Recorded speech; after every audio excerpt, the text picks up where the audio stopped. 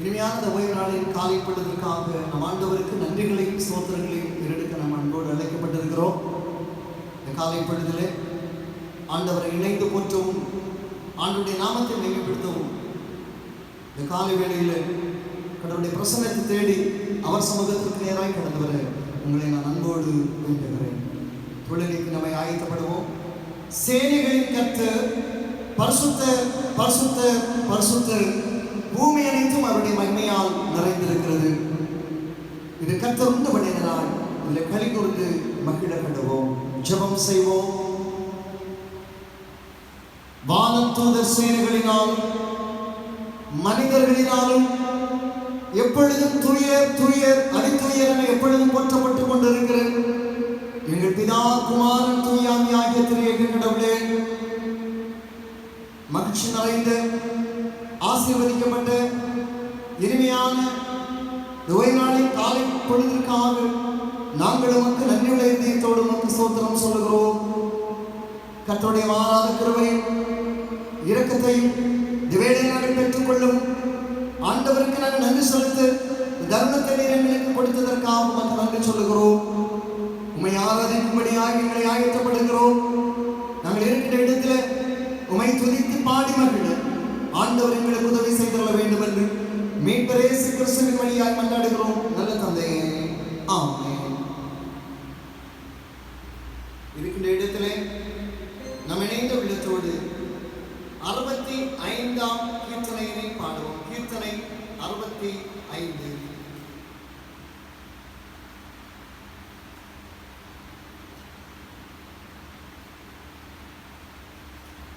सर्वलोकाधिपा नमस्कारम, सर्व सृष्टिकर्ते नमस्कारम.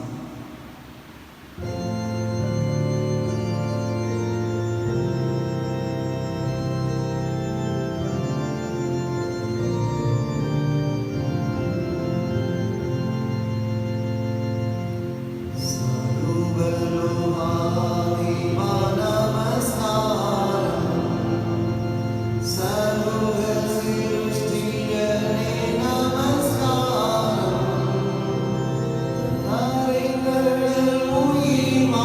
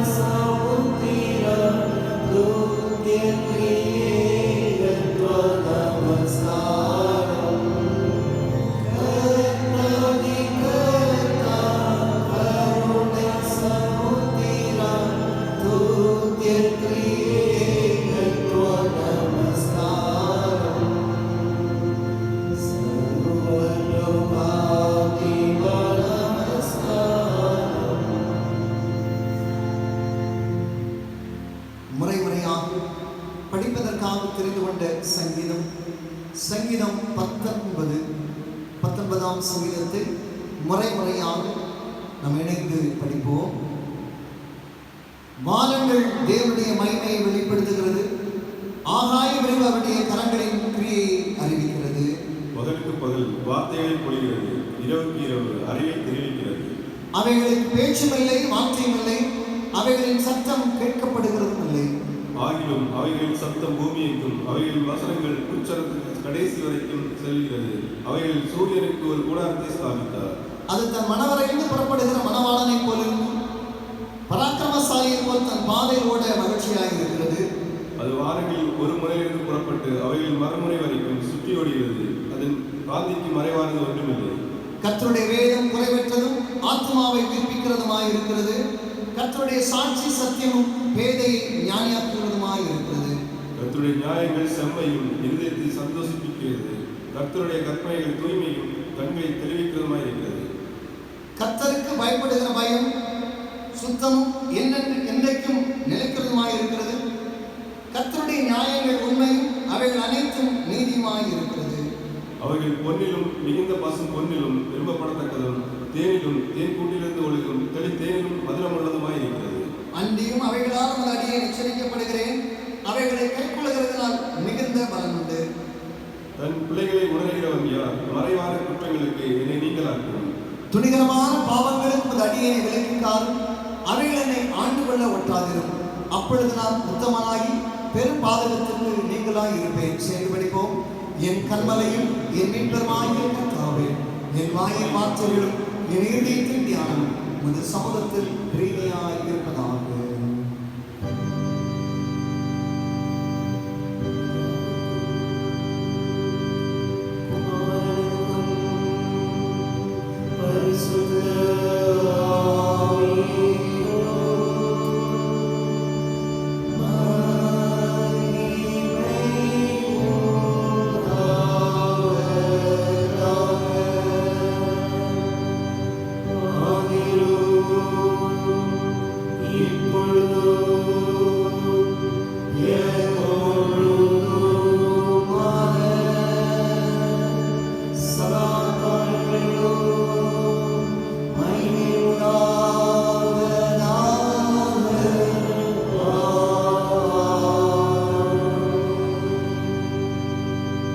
நாம் இருக்கின்ற இடத்திலே முழங்காற்படியிட்டு ஆண்டவருடைய திருச்சமூகத்திலே நம்முடைய பிள்ளைகளையும் குற்றங்களையும் மனத்தாழ்மையோடு நாம் அறிக்கை செய்வோம்.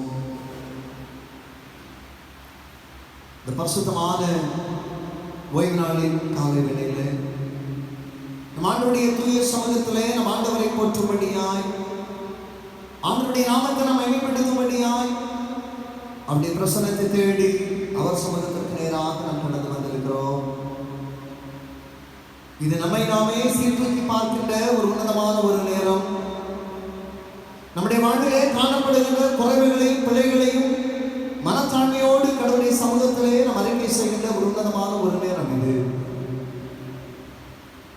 மனம் திரும்புங்கள், பல்லவராஜ்யம் சமீபமாய் இருக்கிறது என்று சொல்லுகின்ற ஒரு குரல் ஒவ்வொரு வினாடியும் நம்முடைய காதுகளிலோடு ஒலித்துக் கொண்டிருக்கிறது அல்லவா? அந்த குரலுக்கு செவி கொடுக்க வேண்டுமாய் ஆண்டவருடைய சமூகத்திலே நம்மை தாழ்த்தி நம்மை உணர்ந்து கொள்ளுகின்ற ஒரு உன்னதமான ஒரு நேரம் இது. ஜெப வேளையிலே ஆண்டவரே என் மேல் இரக்கமாயிரும் என்று சொல்லுகிற தாழ்மையின் உணர்வோடும் தாழ்மையின் சிந்தையோடும் கடவுளுடைய தூய சமூகத்திலே நம்முடைய குறைவுகளை நம்முடைய மீள்களை மனத்திறமையாய் நம்ம அறிக்கை செய்வோமா? வேதம் சொல்லுகிறது, நமக்கு பாவம் இல்லை என்போமானால் நம்மை நாமே வஞ்சித்துக் கொள்ளுகின்ற ஒரு கொடிய வஞ்சகர்கள் என்பதனை மறந்து போக வேண்டாம். சத்தியம் நம்மில் இராது. நாம் நம்முடைய பாவங்களை அறிக்கையிட்டால் பாவங்களை நமக்கு மன்னித்து நமக்கு வாழ்வு கொடுப்பதற்கு அவர் உண்மையும் நீதியும் உள்ளவராய் இருக்கின்றார்.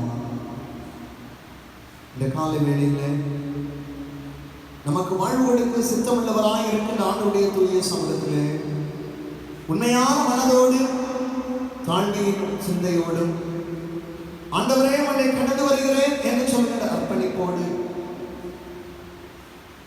நம்முடைய தகுதியின்மையை உணர்ந்து கொண்டவர்களாய், நம்முடைய பிள்ளைகளையும் அக்கிரமங்களையும் உணர்ந்து கொண்டவர்களாய், நம்முடைய நீதர்களை உணர்ந்து கொண்டவர்களாய், நம்முடைய கீழ்ப்படியாமையினை உணர்ந்து கொண்டவர்களாய் ஆண்டவருடைய சமூகத்தில் மனத்தாழ்மையோடு நம்மை ஒப்படைப்போமா? தாவீதுடைய பாவம் அவனுக்கு உணர்த்தப்பட்ட வேளைகளில் அவன் தன்னை உணர்ந்து ஆண்டவருடைய சமூகத்தில் வேண்டினான். தேவனுக்கு ஏற்கும் பலிகள் நொறுங்குண்ட ஆவினான். தேவனே, நொறுங்குண்டதும் நறுங்குண்டதுமான இருதயத்தை நீர் பொறுப்பினீர். உடைந்து போன உள்ளத்தோடு, உடைந்து போன சிந்தையோடு ஆண்டவருடைய சமூகத்திற்கு நேராய் நம்மை தாழ்த்திருந்த வேளைகளில் கர்த்தர் தம்முடைய இரக்கத்தை நம்மை வெளிப்படுத்துகிறார். ஆண்டவரே, நிலைவரமான ஆவியை என்னிலே தாரும் என்று சொல்லி தன்னை தாழ்த்து தன் குறைகளை உணர்ந்து உடைய சமூகத்தை விட்டு என்னை தள்ளாதிருமதானாதா என்று சொல்லி உணர்வோடு மல்லாடி அந்த பக்தனை போல் ஆண்டவரே என்னை இரக்கமாயிரும் என்று சொல்லி ஆண்டவரிடத்தில் வேண்டுதல் செய்வோமா? இது ஆண்டவருக்கு நேராய் திரும்புகின்ற ஒரு நேரம். ஆண்டவருக்கு நேராய் நம்முடைய வாழ்வை ஒப்புக் கொடுக்கின்ற ஒரு உன்னதமான ஒரு நேரம் இது. மனத்தாழ்மையோடு கடவுளுடைய சமூகத்தை நாம் நடந்து வருவோமா? மனிதர்களுக்கு விரோதமாய் நாம் செய்த பாவங்கள், இயற்கைக்கு விரோதமாய் நாம் செய்த அக்கிரமங்கள், இயற்கையை பாழடித்த தருணங்கள், அதை காயப்படுத்தின தருணங்கள், ஆண்டவருடைய வார்த்தையை மீறி நாம் செயல்பட்ட தருணங்கள், இவைகளை நம்முடைய மனக்கண் முன்னால கொண்டு வருவோம். என் அக்கிரமங்கள் நீங்க என்னை முற்றிலும் சுத்திகரினாதா என்று சொல்ற உணர்வோடு ஆண்டவருடைய கரங்களில் நம்மை தாழ்த்தி அர்ப்பணித்து செபிப்போமா?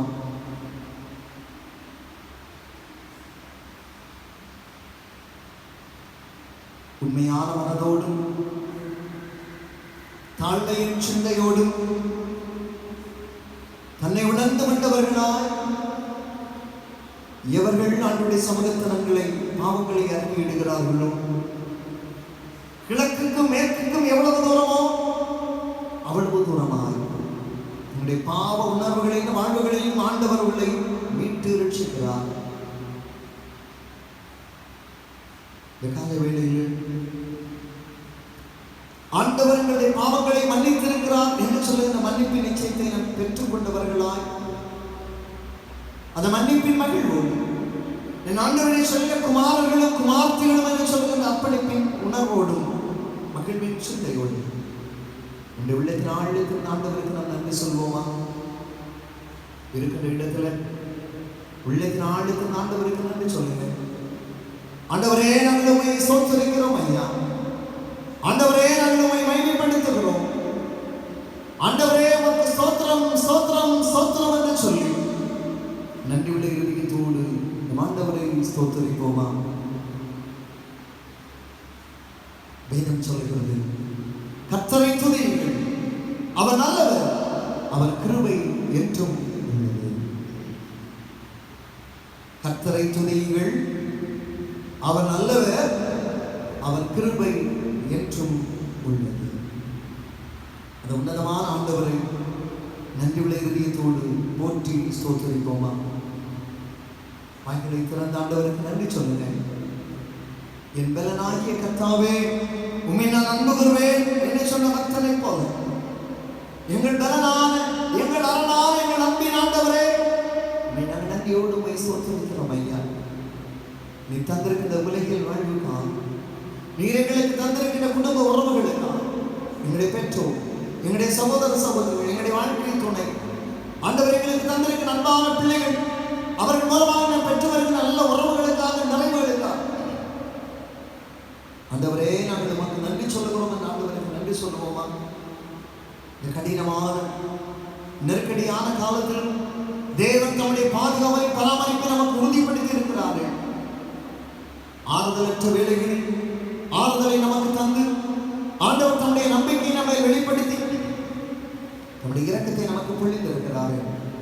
ஆண்டவருக்கு நன்றி சொல்ல வேண்டாமா?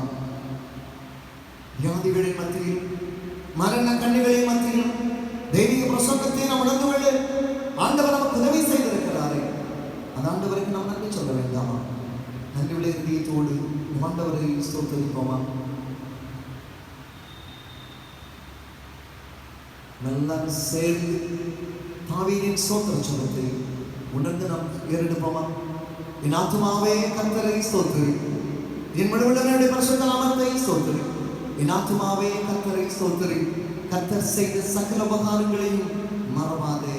ஆமென். நம்ம இருக்கிற இடத்துல ஆண்டவராகிய இயேசுவானவர் கற்றுத் தந்த ஜெபத்தை இணைந்து நாம் ஏறெடுப்போம். பரமண்டலங்களில் இருக்கிற எங்கள் பிதாவே, உம்முடைய நாமம் பரிசுத்தப்படுவதாக, உம்முடைய ராஜ்யம் வருவதாக, உம்முடைய சித்தம் பரமண்டலத்திலே செய்யப்படுவது போல பூமியிலும் செய்யப்படுவதாக. எங்களுக்கு வேண்டிய ஆகாரத்தை எங்களுக்கு தான். எங்கள் கடனாளிகளுக்கு நாங்கள் மன்னிக்கிறது போல எங்கள் கடன்களை எங்களுக்கு மன்னி. எங்களை சோதனைக்கு பிரவேசிக்க பண்ணாமல் தீமை எங்களை ரட்சித்துக் கொள்ளும். ராஜ்யம், வல்லமை, மகிமை என்னென்றைக்கும் உடையவைகளே. ஆமென். அமர்வோம். இந்த நாளுக்குரிய திருமறை பகுதியினை படிக்க கேட்போம். வாசிக்கும்படியாக கொடுக்கப்பட்ட திருமறை பகுதி நீதிமொழிகள் 8ஆம் அதிகாரம் வசனங்கள் 22 முதல் அவ்வதிகாரம் முடிய. நீதிமொழிகள் 8ஆம் அதிகாரம் வசனங்கள் 22 முதல். கர்த்தர் தமது கிரியைகளுக்கு முன் பூர்வ முதல் என்னை தமது வழியின் ஆதியாய் கொண்டிருந்தார். பூமி உண்டாகும் முன்னும் ஆதி முதல் கொண்டும் அனாதியாய் நான் அபிஷேகம் பண்ணப்பட்டேன். ஆழங்களும் ஜலம் புரண்டு வரும் ஊற்றுகளும் உண்டாவதற்கு முன்னே நான் ஜனிப்பிக்கப்பட்டேன். மலைகள் நிலை வருவதற்கு முன்னும் குன்றுகள் உண்டாவதற்கு முன்னும் அவர் பூமியையும் அதன் வெளிகளையும் பூமியிலுள்ள மண்ணின் திரள்களையும் உண்டாக்கும் முன்னும் நான் ஜனிப்பிக்கப்பட்டேன். அவர் பாறைகளை படைக்கையில் நான் அங்கே இருந்தேன். அவர் சமுத்திர விலாசத்தை வட்டணிக்கையிலும் உயரத்தில் மேகங்களை ஸ்தாபித்து சமுத்திரத்தின் ஊற்றுகளை அடைத்து வைக்கையிலும் சமுத்திர ஜலம் தன் கரையை விட்டு மீறாதபடிக்கு அதற்கு எல்லைகளை கட்டளையிட்டு பூமியின் அஸ்திவாரங்களை எல்லைப்படுத்துகையிலும் நான் அவர் அருகே செல்ல பிள்ளையாயிருந்தேன். நித்தம் அவருடைய மன மகிழ்ச்சியாயிருந்து எப்பொழுதும் அவர் சமூகத்தில் களி கூர்ந்தேன். அவருடைய பூலோகத்தில் சந்தோஷப்பட்டு மருமக்களுடனே மகிழ்ந்து கொண்டிருந்தேன். ஆதலால் பிள்ளைகளை, எனக்கு செவி கொடுங்கள். என் வழிகளை காத்து நடக்கிறவர்கள் பாக்கியவான்கள். நீங்கள் புத்தியை கேட்டு ஞானமடையுங்கள், அதை விட்டு விலகாதிருங்கள். என் வாசற்படியில் நித்தம் விழித்திருந்து என் கதவு நிலை அருகே காத்திருந்து எனக்கு செவி கொடுக்கிற மனுஷன் பாக்கியவான். என்னை கண்டடைகிறவன் ஜீவனை கண்டடைகிறான், கர்த்தரிடத்தில் தயவை பெறுவான். எனக்கு விரோதமாய் பாவம் செய்கிறவனோ தன் ஆத்மாவை சேதப்படுத்துகிறான். என்னை வெறுக்கிறவர்கள் யாரும் மரணத்தை விரும்புகிறவர்கள் என்று சொல்லுகிறது என்பவர்களே. அன்பானவர்களே, ஆண்டவராகிய இயேசு கிறிஸ்துவின் நாமத்தினாலே உங்கள் அனைவரையும் மீண்டும் அன்போடு வாழ்த்துகிறேன். ஆண்டவருடைய அளவில்லாத கிருபையும் சமாதானம் இந்த நாட்களிலே நம் அனைவரோடும் இன்றுவரும் நிறைவாய் தங்கியிருப்பதாம். இந்த நாளுக்குரிய சிந்தனை வசனம் நீதிமொழிகள் 8ஆம் அதிகாரம் 34ஆம் வசனம். என் வாசற்படியில் நித்தம் விழித்திருந்து என் கதவு நிலையருகே காத்திருந்து எனக்கு செவி கொடுக்கிற மனுஷன் பாக்கியவான். என் வாசற்படியில் நித்தம் விழித்திருந்து என் கதவு நிலையருகே காத்திருந்து எனக்கு செவி கொடுக்கிற மனுஷன் பாக்கியவான். அன்பானவர்களே, ஆண்டவராகிய இயேசுநாதர் ஆண்டவருடைய வார்த்தைகளை கேட்க வேண்டும் என்றும் ஆண்டவருடைய வார்த்தைக்கு நேராய் நாம் திரும்ப வேண்டும் என்பதனையும் இந்த நாளிலே நமக்கு அழுத்தமாக அவர் உணர்த்தி கொண்டிருக்கின்றதை நாம் பார்க்கிறோம். இந்த நாளிலே தனது திருச்சபையாக நமக்கு சுற்றுச்சூழல் தினத்தை குறித்து ஒரு விழிப்புணர்வை ஏற்படுத்துகின்ற ஒரு நாளாக நமக்கு நியமித்திருக்கிற வேளைகளில் இயற்கையினை குறித்த ஒரு உணர்வும் இயற்கையினை குறித்த ஒரு சிந்தனையும் கரிசனையும் நமக்கு வேண்டும் என்பதனை இந்த நாளிலே நாம் உணர்ந்து கொள்ள நாம் அழைக்கப்பட்டிருக்கிறோம். இந்த உலகத்தை படைத்த ஆண்டவர் ஒவ்வொரு படைப்பின் போதும் அது நல்லது என்று கண்டார். அந்த படைப்பினை கண்டு ஆண்டவர் மகிழ்ந்தார். ரொம்ப அந்த படைப்பை குறித்து ஆண்டவர் ரசித்தார். ஆனால் இந்த உலகம் இன்னைக்கு பார்க்கின்ற வேளைகளில் அது உருகுலைந்து சீரழிந்து போய் கொண்டிருக்கிறதை பார்க்கிறோம். அதனுடைய அழகு இன்றைக்கு சிதைந்து கொண்டே இருக்கிறதை பார்க்கிறோம். இந்த பூமி கடவுளுடையது. இந்த உலகத்தினுடைய முதலாளி யார் என்று நம்ம கேட்டா அது கடவுள் தான், வேற யாரும் இல்லை. ஆகவே இந்த உலகத்தை கடவுள் நேசிக்கிறார். அது நன்றாக இருக்க வேண்டும் என்று சொல்லி ஆண்டவர், ஏன்னா அது தான் உருவாக்கின ஒரு உலகம், தான் படைத்த இந்த பூமி மிக நன்றாக இருக்க வேண்டும், அது அழகாக இருக்க வேண்டும் என்பதனையே ஆண்டவர் விரும்புகின்றார். ஆகவே கடவுள் அந்த உலகத்திற்கு மேல ஒரு அழகான அல்லது அவருக்கு ஒரு விருப்ப உணர்வை வெளிப்படுத்திக் கொண்டிருக்கின்றதை பார்க்கிறோம். ஆனால் இந்த உலகத்தை ஒரு கட்டத்தில் ஆண்டவர் அழிக்க துணிகின்றதையும் பார்க்கிறோம். அவர்களே, ஏன் அதை ஆண்டவர் அழிக்க துணிகிறார் என்று நாம் பார்க்கின்ற வேளைகளில் அதற்கு ஒரு காரணம் இருந்தது. ஏனென்று சொன்னால், இந்த உலகத்தில் வாழ்ந்து கொண்டிருக்கிற மனிதர்கள் தான் அதற்கு காரணமாக இருந்தார்கள். உலகத்தில் இருக்கிற மனிதனுடைய நினைவுகளும் அவனுடைய சிந்தைகளும் பொல்லாதவைகளாய் இருந்தபடியினால் இந்த உலகத்தில் மனிதனை உண்டாக்கினதற்காக ஆண்டவர் மனஸ்தாபப்பட்டார் என்று வேதம் சொல்லுகிறது. வேதம் சொல்லுகிறது, ஆதியாகமம் 6ஆம் அதிகாரம் 6வது வசனத்தில் படித்து 6வது வசனத்தில் படித்து பார்க்கிற வேளையில் 5வது வசனத்தை வாசிக்கிறேன்.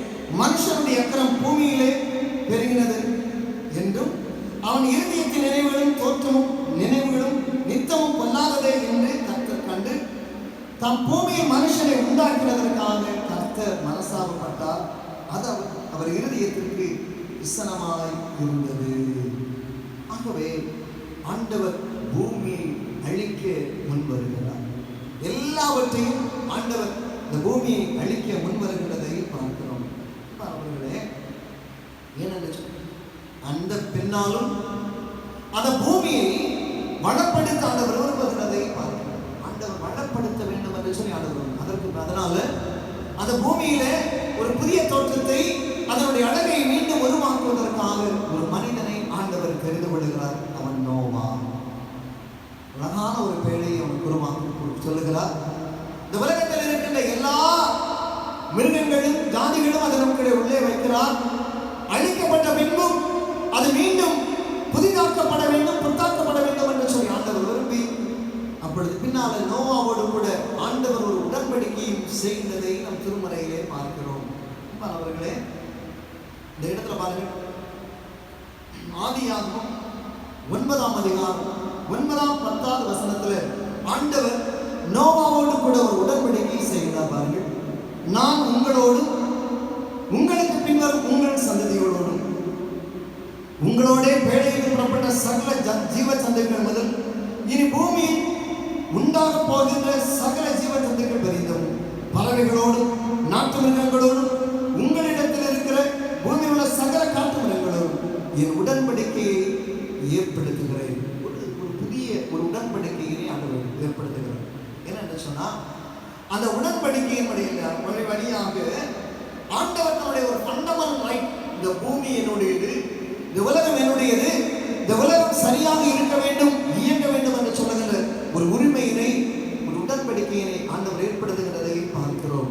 அவர்களே, இந்த உடன்படிக்கை என்பது ஆண்டவர் சொல்லுகிற மனிதனோடு மட்டுமல்ல, இந்த உலகத்திலே வாழ்ந்து கொண்டிருக்கிற எல்லா மிருகங்களோடும் எல்லா ஜீவஜந்துகளோடும் இயற்கையோடும் ஆண்டவர் அந்த உடன்படிக்கையை ஏற்படுத்துகிறதை பார்க்கிறோம். அவர்களே, இந்த இயற்கை அழகாக பாதுகாக்கப்பட வேண்டும், அழகாக பராமரிக்கப்பட வேண்டும் என்று சொல்லுகிறதான உணர்வை இந்த வேலையை நாம் பெற்றுக்கொள்ள நாம் அழைக்கப்பட்டிருக்கிறோம். இப்பொழுது சமீப காலங்களாக நாடுகளில் அதிகமாக பேசப்படுகிற ஒரு விவாத பொருள் பூமி வெப்பமாகுது. நிலத்தடி மட்டம், நீர்மட்டம், கடல் நீர்மட்டம் உயர்ந்து கொண்டே போகிறது. பூமி வெப்பமாகின்றதுனால ஏற்படுகின்ற பிரச்சனைகள், இதனால தேசங்களில் வருகின்ற காலங்களில் இந்த உலகம் எப்படிப்பட்ட ஒரு காலநிலைக்கு நேராக கடந்து சொல்லுவோம் என்று சொல்லுகின்ற ஒரு கேள்வி கணக்கில் இன்றைக்கு மனித உள்ளங்களில் எழுப்பிக் கொண்டிருக்கிற வேளைகளில் திருமறை வழியாய் கடவுள் நம்மோடு கூட என்ன பேச விரும்புகின்றார் என்பதனை மிக சுருக்கமாக இந்த நாளில் சிந்திக்க நாம் ஆயத்தப்படுகிறோம். முதலாவதாக, இயற்கையினை பாதுகாத்தல் என்பது கடவுள் நமக்கு தந்திருக்கின்ற ஒரு பொறுப்பு. It's a responsibility. அது கடவுள் நமக்கு ஒரு பொறுப்பை நமக்கு கொடுத்திருக்கிறார். ஆதி மனிதன் ஆதாமை ஆண்டவர் இந்த உலகத்திலே உருவாக்கின வேலைகள் உருவாக்கி ஒரு ஏதேன் தோட்டத்திலே அவனை அழகாக அந்த ஏதேன் தோட்டத்தில் அவனை பணியமர்த்துகிறார். அவனுக்கு கொடுக்கப்பட்ட பொறுப்பு பண்படுத்தவும் பாதுகாக்க வேண்டும் என்று சொல்லுகிறதை பார்க்கிறோம். அவர்களே, அந்த பணியினை அவன் சரியாக செய்யாததுனால அதற்கு பின்னால் அந்த பணியின் அதற்கு பின்னால் அதை பண்படுத்த வேண்டும் என்று சொல்கிறான். பின்னால் வருகின்ற காலங்களில் அந்த பூமி அந்த பண்படுத்துதல் பாதுகாத்தல் என்று சொல்லுகின்ற பணி சரியாக செய்யாததுனால பூமியிலே அக்கிரமம் வளர்ந்து கொண்டே வருகிறது. அக்கிரமம் வளர்ந்து கொண்டே வருகிறதை பார்க்க, அதான் நான் முதலாவது பகுதியில் சொன்னேன். அழகாக நேசித்த ஒரு ஆண்டவர் அந்த பூமியை அழிக்க முன் வருகிறார். இதுதான் வாசித்த ஆதியாகமம் 6ஆம் அதிகாரம் 6ஆம் 7ஆவது வசனம். மனஸ்தாபப்படுகிறார். ஏனென்று சொன்னால் கடவுளுடைய நோக்கம் அங்கே நிறைவேறவில்லை, கடவுளுடைய திட்டம் அங்கே நிறைவேறவில்லை. அதற்கு காரணம் மனிதனாகவே இருக்கிறார். அன்பானவர்களே, கொடுக்கப்பட்ட பொறுப்புகள் சரியாக செய்யப்படாவிட்டால் அங்கே தவறுகள் ஏற்படுத்தி விடுகிறதை பார்க்கிறோம். இயற்கையினை பண்படுத்த வேண்டும், பாதுகாக்க வேண்டும் என்பதே ஆண்டவருடைய சுத்தம். ஆனால் இயற்கையினுடைய ஆர்டர் ஒழுங்குமுறைகள் மாற்றப்பட்டு விடுகின்றதை பார்க்கிறோம். அவர்களே, சமீபங்களில் வளர்ச்சி என்ற பெயரில் காடுகள் அழிப்பு, இயற்கை வளங்கள் அழிப்பு, இதனால் ஏற்பட்டு கொண்டிருக்கிற விபரீதங்களை இந்த உலகத்தில் ஒவ்வொரு நாளும் நாம் சந்தித்துக் கொண்டிருக்கிறோம். சுனாமி பேரலைகள், வெள்ளப்பெருக்கு, பூமி அதிர்ச்சி, இதெல்லாம் இன்னைக்கு சமீபத்தில் நடந்து கொண்டே இருக்கிறது. இயற்கை தன்னுடைய இயற்கையினை எந்த அளவுக்கு நாம் சிதைக்கின்றோமோ, அந்த இயற்கையின் வளங்களை அல்லது இயற்கையை எந்த அளவுக்கு நாம் தடுக்கின்றோமோ, அது நமக்கு ஒரு பேரழிவை நமக்கு கொடுத்து கொண்டே இருக்கிறது. ஆகவே ஆண்டவர் மீண்டும் நோவாவுக்கு சொல்லுகிறார், இனி இந்த பேரழிவு ஏற்படாதபடிக்கு, இந்த பேரழிவிலிருந்து மக்களை மீட்டுக் கொள்வதற்காக ஆண்டவர் நோவாவிடத்தில் ஒரு வழி சொல்லுவார். உலகத்தில் மனிதனுடைய அக்கிரமம் நிமித்தமாய் ஆண்டவர் பூமியை அழித்த ஆண்டவர் நோவாவிடத்தில் சொல்லுகிறார், மீண்டும் ஒரு வளப்படுத்துகிற ஒரு சூழலுக்கு நேராய் ஆண்டவர் வருகிறார். எப்படி வளப்படுத்துகிறார் பாருங்க. நோவாவிடத்தில் சொல்றார், ஆதியாகமம் 8ஆம் அதிகாரம் 15வது வசனத்திலிருந்து 22வது வசனம் வரை வருகின்ற பகுதிகளில் உலகிலே எல்லா உயிரினங்களும் மீண்டும் உருவாக ஆண்டவர் வழி செய்கிறதை பார்க்கிறோம். ஒரு பொறுப்பை கொடுத்து அதை அனைத்தையும் பெருக செய்கிறார். நோவாவை இந்த வேளையின் உள்ளே நோவா குடும்பமும் இயற்கையும் அங்கே அமைந்து விடுகின்றதை பார்க்கிறோம். அவர்களே, இந்த உலகத்தின் ஆண்டவர் நமக்கும் ஒரு பொறுப்பை கொடுத்திருக்கிறார். இந்த உலகத்தை சிறந்த முறையிலே பாதுகாத்துக் கொள்ள வேண்டும் என்று சொல்கிற ஒரு பொறுப்பை நமக்கு கொடுத்திருக்கிறார். இயற்கை என்பது அழகானது, அந்த அழகை சரியான முறையிலே பராமரித்துக் கொள்ள வேண்டும் என்று சொல்கிற ஒரு பொறுப்பை நமக்கு கொடுத்திருக்கிறார். ஏன்னா நம்ம இயற்கையினர் ஒரு பகுதியாக தான் நம்ம வாழ்ந்து கொண்டிருக்கிறோம். அவர்களே, ஒரு அறிஞர் விதமாக சொல்கிறார், மனிதன் என்பது ஒரு நில பிராணி தான். மனிதன் என்பது ஒரு நில பிராணி, ரொம்ப சுப்பீரியர்களே, நிலத்தில் வாழ்ந்து கொண்டிருக்கிற ஒரு பிராணி தான். அந்த பிராணியாகிய மனிதன், மனிதன் உலகத்தில் தனக்கு கொடுக்கப்பட்டிருக்கிற பணிகளை செய்ய வேண்டும். அதனால மண்ணினாலே உருவாக்கப்பட்ட மனிதன் மீண்டும் எங்கே திரும்புகிறார்? மண்ணுக்கே திரும்புகிறார். மண்ணினாலே உருவாக்கப்பட்ட மனிதன் மண்ணுக்கு தான் திரும்ப முடியும், வேற எங்கேயும் போக முடியாது. யோசி பாருங்க. அப்படிப்பட்ட ஒரு மனிதன் இன்றைக்கு தன்னுடைய பொறுப்பை சரிவர செய்யாததுனால இயற்கை பேரு அழிவை சந்தித்துக் கொண்டிருக்கிறதை பார்க்கிறோம். பல வேளைகளில் சொல்லுவாங்க, இன்னைக்கு பாருங்க, இன்னைக்கு ஆக்சிஜன் தட்டுப்பாடு, ஆக்சிஜன் குறைபாடு. மரங்களை வளர்த்துக்கிட்டே இருங்க, இயற்கை வளங்களை நீங்கள் பெருக்குங்கள், சுத்தமான காற்றை சுவாசிக்க நீங்கள் முன்வாங்க. இது இன்றைக்கு ஏற்படுத்திக் கொண்டிருக்கிற ஒரு மூமெண்டாக அமைந்து விடுகிறதை பாருங்க. நிறைய மரம் நடுங்கன்னு சொல்லுங்க. ஏனென்று சொன்னால் இயற்கை எந்த அளவுக்கு சிதைக்கப்பட்டு கொண்டிருக்கிறதோ, இயற்கை எந்த அளவுக்கு அழிக்கப்பட்டுக் கொண்டிருக்கிறதோ, மனித குலமும் அதனுடைய பேரழிவை சந்தித்துக் கொண்டிருக்கும். ஆகவே மனிதனுக்கு ஒரு பொறுப்பு இருக்கிறது, இயற்கையை பாதுகாக்க வேண்டும் என்று சொல்லுகிற ஒரு சோசியல் ரெஸ்பான்சிபிலிட்டியை ஆண்டவர் நமக்கு கொடுத்திருக்கிறதை பார்க்கிறோம். அவர்களே, ஒரு காலத்தில் அழகாக இருந்த நீரோடைகள், அழகான இயற்கை இருந்த குளங்கள் எல்லாம் இன்றைக்கு சிதைக்கப்பட்டு போய்விட்டது. பல இடங்களிலே குளங்களை காண முடியவில்லை, ஏரிகளை காண முடியவில்லை. மனிதனுடைய சுயநலங்கள் விளைவாக இவைகள் எல்லாம் இன்றைக்கு அழிக்கப்பட்டு போயிருக்கின்றது. இவைகள் மாற்றப்பட வேண்டும் என்பதனை ஆண்டவர் விரும்புகின்றார். இரண்டாவது பகுதியில் பார்க்கிற வேளையில் மனிதனுக்கும் ஒரு ரிலேஷன், மனிதனுக்கும் இயற்கைக்கும் இடையே இருக்கின்ற ஒரு உறவை குறித்து அங்கு சொல்லப்பட்டிருக்கிறதை பார்க்கிறோம். அவர்களே, மனிதனுக்கும் பூமிக்கும் உள்ள உறவு திருமறையிலே அழகாக சொல்லப்பட்டிருக்கிறது.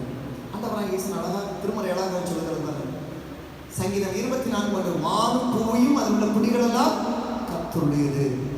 இன்றைக்கு பல நேரங்கள் நம்ம சொல்லுகிறோம், நான் தான் முதலாளி, நான் தான் உரிமை என்று சொல்லுகிறோம். நிலம் கடவுளுடையது. அதை மேலாண்மை செய்யும் பொறுப்பு மட்டும்தான் மனிதனுக்கு கொடுக்கப்பட்டது. பண்படுத்தவும் பாதுகாக்கவும் அவனுக்கு ஒரு மேலாண்மை தான் அவனுக்கு கொடுக்கப்பட்டிருக்கிறது. இதனை பாதுகாத்துக்கொள், பராமரித்துக் கொள்ள பொறுப்பு கொடுக்கப்பட்டிருக்கிறதை பார்க்கிறோம்.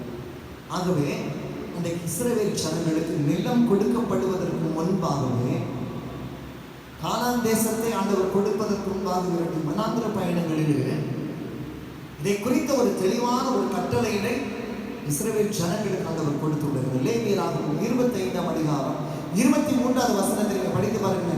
நிலம் என்னுடையதனால் யாரும் அதை விற்க முடியாது. இந்த நிலத்தில் வாழும் நீங்கள் பரதேசிகள். யாருக்கு நிலத்துக்கு நீங்க உரிமை கொண்டாட முடியாது. இந்த உலகத்தில் வாழ்கின்ற பரதேசிகள். ஆனால் கவனமாக அதை கையாள வேண்டும்.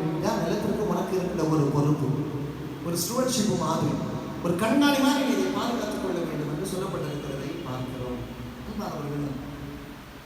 இந்த திருமறையில் நம்ம வாழ்க்கையில் ஒவ்வொரு பகுதியும் நிலத்தோடு தொடர்புடையது.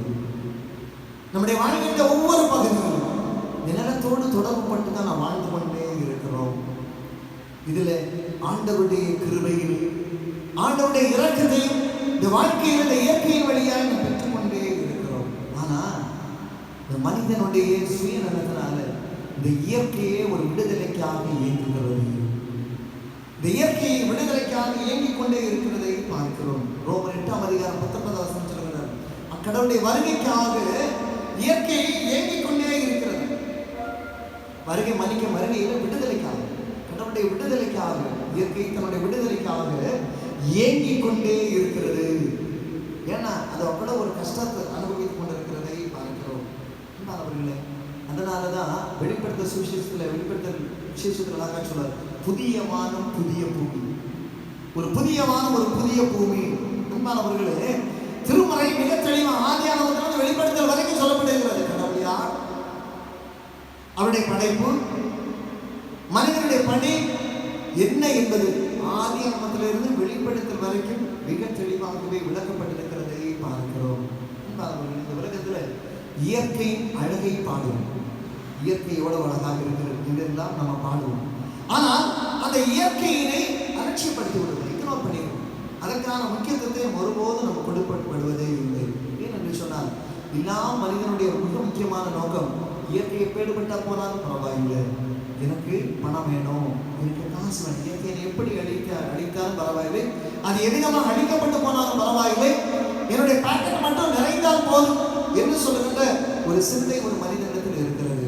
அவர்களை பணத்தை வைத்துக் கொண்டு ஒன்றுமே செய்ய முடியாது. இதை நம்ம அந்த உலகத்தில் சாதிக்கவே முடியாது. இதை நன்றாக புரிந்து கொள்ள வேண்டும். ஆனால் ஆண்டவர் அழகாக சொல்லுகிறார், மத்திய 7ஆம் அதிகாரத்தில் அழகாக சொன்னார், பறவைகளை நீ உற்றுப்பார், காட்டு புஷ்பங்களை நீ கவனித்துப்பார், இதையெல்லாம் பாரு, இதையெல்லாம் நீ பார்க்கிற வேளைகளில் கடவுள் எவ்வளவு அதிசயமாய் நம்முடைய வாழ்விலேயே செயல்படுகிறார் என்பதை உன்னால் நீ புரிந்து கொள்ள முடியும். அதனை உணர்ந்து இந்த இயற்கையினை பாதுகாக்க நாம் அழைக்கப்பட்டிருக்கிறோம். அதனை உணர்ந்து இந்த இயற்கையினை பராமரிக்க நாம் அழைக்கப்பட்டிருக்கிறோம். இது கடவுள் தந்திருக்கிறார். மனிதனுக்கும் இயற்கையின் இடையே ஒரு ஒரு பொறுப்பு. மனிதனுடைய பொறுப்பு என்ன, அந்த இயற்கையான மனிதனுக்கு என்ன இருக்கிறது என்பதனை குறித்து ஆண்டவர் விளக்குகிறதை பார்க்கிறோம். மைக்கேல் காஸ்ட்ரோச்சோ என்று சொல்கிறார், அழகாக சொல்கிறார், I believe in cosmos. All of us are linked to cosmos. So nature is my God. To me nature is sacred. Trees are my temples. Forests are my cathedrals என்று சொல்கிறார். இந்த உலகத்தில் இருக்கிற வாழ்ந்து கொண்டிருக்கிற எல்லா மனிதர்களும் அந்த சிந்தையை புரிந்து கொள்ள நாம் அழைக்கப்பட்டிருக்கிறோம். இந்த உலகத்தில் ஆண்டவர் படை தந்திருக்கின்ற உலகம் ஒரு அழகான உலகம்.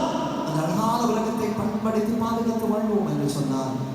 நிச்சயமாகவே நாமும் சுகமாக வாழ்வோம். அன்பானவர்களே, சில ஒரு செய்தி சொல்லுகிறது, மனிதன் இயற்கையை அழித்துக் கொண்டு, வனத்தை அழித்துக் கொண்டு தன்னுடைய வனத்தை பெருக்க வேண்டும் என்று சொல்லி அவன் விரும்புகிறார்.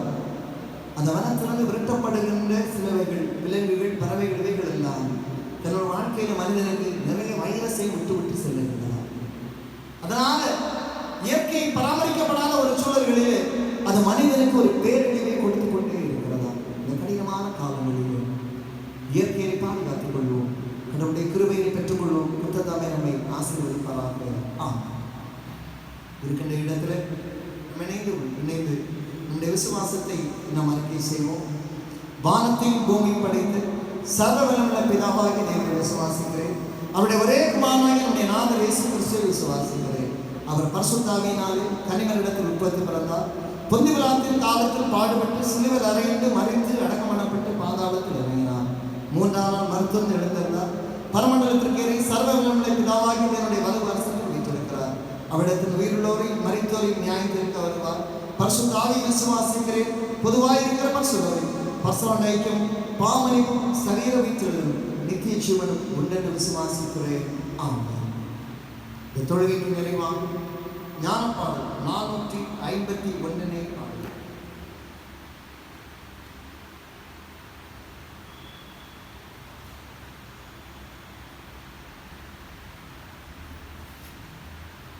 பூவின் நல் வாசம் வீசும் சோலையாயும் நல்ல தண்ணீர் ஓடும் பள்ளத்தாக்கிலும் இயேசுநாதர் பின் சென்றைக்கு மோட்சம் நாடு.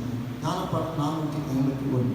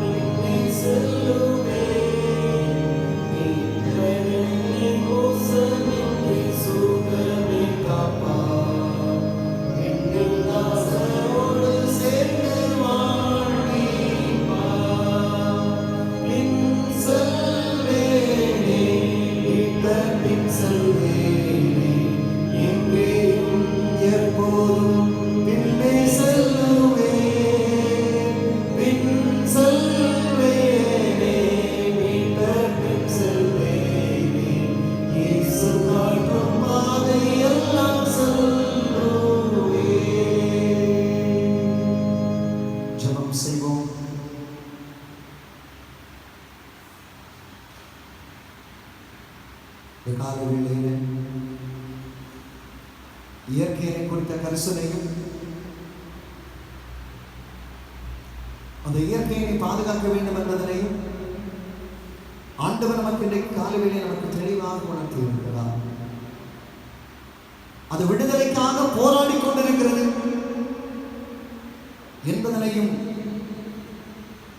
ஆகவே அதை உணர்ந்து கொண்டவனாய் மனிதன் இயற்கையை பண்படுத்தி பாதுகாத்துக் கொண்டு இயற்கையை வளப்படுத்த அவன் அழைக்கப்பட்டிருக்கிறார் என்று சொல்லுகிற ஒரு பொறுப்பை இந்த கால வேளையிலே ஆண்டவர் நமக்கு உணர்த்தி இருக்கிறார். அதை புரிந்து கொண்டவர்களாக ஆண்டவருடைய தூய சமூகத்திற்கு நேராக நம்மை தாழ்த்தி ஒப்பு கொடுத்து நாம் சொல்லிப்போமா? எங்கள் அன்பின் நல்ல கர்த்தாவே, இந்த ஓய்வு நாளின் காலை பொழுதற்காக நன்றியுள்ள இருதயத்தோடு நாங்கள் உம்மை போற்றுகிறோம், உம்மை ஸ்தோத்திரிக்கிறோம். நம்முடைய மாறாத கிருபை, மாறாத இரக்கத்தை இந்த வேளையில் நாங்கள் பெற்றுக் கொண்டவர்களால் ஆண்டவரே, நாங்கள் உமக்கு நன்றி செலுத்த உம்மை ஸ்தோத்திரிக்க இந்த தருணத்தில் எங்களுக்கு பிடித்திருப்பதற்காக நாங்கள் உமக்கு நன்றி சொல்லுகிறோம். ஆண்டவருடைய அளவில்லாத கிருபைகளுக்காக, ஆண்டவரே உம்முடைய அளவில்லாத இரக்கங்களுக்காக உம்மை நாங்கள் நன்றியோடு நாங்கள் உம்மை போற்றுகிறோம். சாமி, நீர் எங்கள் மேல் பாராட்டின தயவும், நீர் எங்கள் மேல் காண்பித்திருக்கிற அளவில்லாத இரக்கங்களுக்காய் ஆண்டவருக்கு நாங்கள் நன்றி சொல்லுகிறோம். இந்த கால வேளையில் எங்களுடைய தேசத்திற்காக நாங்கள் செபிக்கிறோம், தேச தலைவர்களுக்காக நாங்கள் செபிக்கிறோம். இந்த கடினமான காலங்களில் தேசம் எடுக்கின்ற நல்ல முயற்சிகளில், தேச தலைவருடைய நல்ல முயற்சிகளில் கர்த்தர் பலப்படுத்தி ஆசீர்வதிக்கிறார். தேசத்தினுடைய நன்மைக்காக எடுக்கின்ற எல்லா முயற்சிகளிலும், தேசத்தினுடைய பாதுகாவலுக்காக எடுக்கின்ற எல்லா காரியங்களிலும் மக்கள் நலன் உங்களுடைய பேரர்கள் அவர்கள் மேல் நிறைவாய் தங்கியிருக்க கர்த்தர் கிருபை செய்கிறார். எங்களுடைய பேராயிருக்கார், எங்களுடைய பேராயத்தில் பணிபுரிகின்ற ஒவ்வொரு போதகர்கள், திருப்பணியாளர்கள், ஊழியர்கள் ஒவ்வொருவருக்காய் நாங்கள் செபிக்கிறோம். ஆண்டவருடைய பெரிதான பாதுகாவலும் பராமரிப்பும் உம்முடைய பிள்ளைகள் மேல் நிறைவாய் தங்கி இருக்கு. பரிசுத்த ஆவியானவர் உதவி செய்தல்ல வேண்டும் என நாங்கள் செபிக்கிறோம். உம்முடைய திருச்சபை ஒவ்வொரு குடும்பங்களுக்காக நாங்கள் செபிக்கிறோம். குழந்தைகள், சிறுவர் சிறுமியர், வாலிபர்கள், பெற்றோர், முதியோர் என தனித்தனியாய் பேராய் உடைய சமூகத்தில் செபிக்கிறோம். ஆண்டவருடைய அளவில்லாத கிருபை பாதுகாவலும் எல்லா பிள்ளைகள் மேலும் நிறைவாய் தங்கி இருக்கு. ஆண்டவர் உதவி செய்தல்ல வேண்டும் என நாங்கள் செபிக்கிறோம். இரக்கமுள்ள ஆண்டவரே, இந்த திருச்சபையின் எல்லா விசுவாச குடும்பத்து மேலும் தேவனுடைய அளவில்லாத கிருபை நிறைவாய் பொழிய பண்ணப்படுவதாம். தொற்று காலங்களிலே நாங்கள் வைக்கப்பட்டிருக்கிறோம்.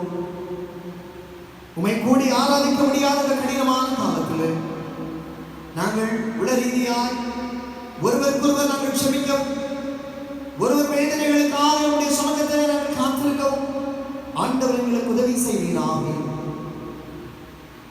இந்த தொற்றினால் பாதிக்கப்பட்டு வீடுகளிலே, மருத்துவமனைகளிலே அமைந்திருக்க காணப்படுகிற ஒவ்வொரு மக்களுக்காக நாங்கள் செபிக்கிறோம். ஒவ்வொரு ஊழியக்காரர்களுக்காக, விசுவாச குடும்பத்தாருக்காக நாங்கள் செபிக்கிறோம். தேவன் தாமே உடைய பிள்ளைகளை கண்மணி போல நீங்க பாதுகாத்துக் கொள்ளுங்கப்பா. உடைய மாறாத கிருபை ஒவ்வொரு மக்கள் மேலும் நிறைவாய் தங்கி இருக்கட்டும். ஆண்டவரே, இந்த தொற்று சீக்கிரமாய் இந்த உலகத்தை விட்டு, இந்த தேசத்தை விட்டு, எங்களுடைய மாநிலத்தை விட்டு, எங்களுடைய கிராமத்தை விட்டு அகன்று போக உதவி செய்ய வேண்டும் என நாங்கள் சொல்லுகிறோம். ஆண்டவர் எங்களுக்கு பொறுப்பை கொடுத்திருக்கிறீர். இந்த தொற்று பரவாமல் இருப்பதற்கு நாங்கள் எவ்விதமாக செயல்பட வேண்டும் என்பது அரசு எங்களுக்கு அறிவுறுத்தி இருக்கிறது. அதை உண்மையாய் கடைபிடித்து பாதுகாத்துக் கொண்டு எங்களையும் பாதுகாத்து மற்றவர்களையும் நாங்கள் பாதுகாப்போம். நம்முடைய ஞானத்தை கற்று தந்தரல வேண்டும் என நாங்கள் சொல்லுகிறோம். இந்த வேளைகளில் தூர தேசங்களில் வாழ்ந்து கொண்டிருக்கிற பிள்ளைகளுக்காக, திருச்சபை மக்களுக்காக, விசுவாச குடும்பத்தாருக்காக நாங்கள் சொல்லுகிறோம். ஆண்டவருடைய மாறாத கிருபை இரக்கங்கள் உடைய பிள்ளைகளை தாங்க பலப்படுத்த கர்த்தர் உதவி செய்கிறார். நான் உன்னோடு கூட இருக்கிறேன் என்று சொன்ன ஆண்டவர் வாழ்வின் எல்லா நிலைகளில் குடைந்து ஒவ்வொருவரையும் கண்மணி போல நீ பாதுகாத்துக் கொள்ளுங்க. தேவ தயவு உடைய பிள்ளைகளே காணப்பட கர்த்தர் உதவி செய்தர வேண்டும் என நாங்கள் செபிக்கிறோம். இரக்கமுள்ள ஆண்டவரே, இந்த காலங்களிலே, தொற்று காலங்களில் தங்களுடைய பணிகளில் ஈடுபடுத்தியிருக்கிற அரசு பணியாளர்கள், மருத்துவர்கள், தாதியர்கள் மற்றும் எல்லா பணியாட்களுக்காக நாங்கள் செபிக்கிறோம். உடைய பாதுகாவலை ஆண்டவர் உறுதிப்படுத்துகிறார். உடைய மாறாத கிருபை ஒவ்வொரு மக்கள் மேலும் நிறைவாய் தங்கி இருக்கட்டும் ஐயா. குறிப்பாக ஆண்டவரே, இந்த நேரத்தில் வேதனைகளோடும் பாரங்களோடும் தனிமைப்படுத்தப்பட்டவர்களாய் எங்களுக்கு உதவி செய்வார் யார் உண்டு என்று சொல்கிற சஞ்சலத்தோடு தவிப்போடு காணப்படுகிற ஒவ்வொரு குடும்பத்தின் மக்களுக்காக நாங்கள் செபிக்கிறோம்.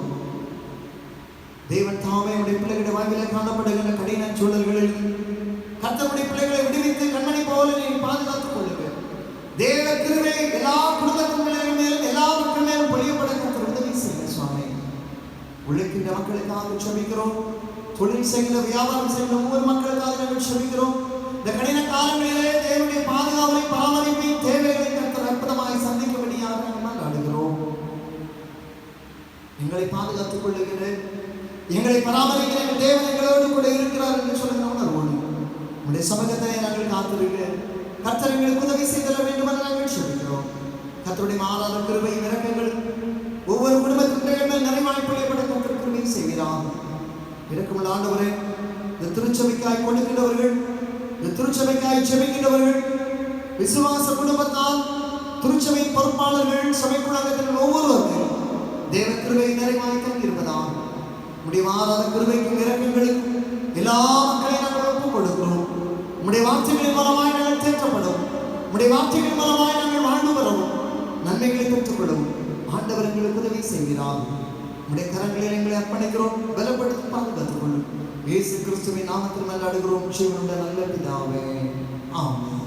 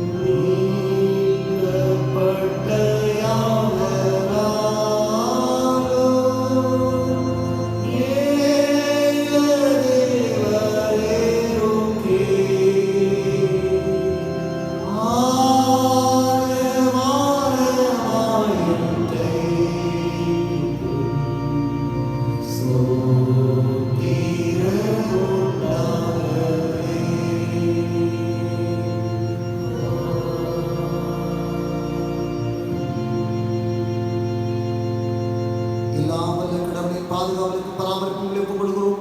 பிதா, குமார், தூய ஆவியாகிய கடவுளின் அன்பு மரவணைப்பு நீங்காத கொண்டோம். இன்று சதா காலங்களில் நம்மளோடு நிறைவாய் தங்கியிருப்பதாக.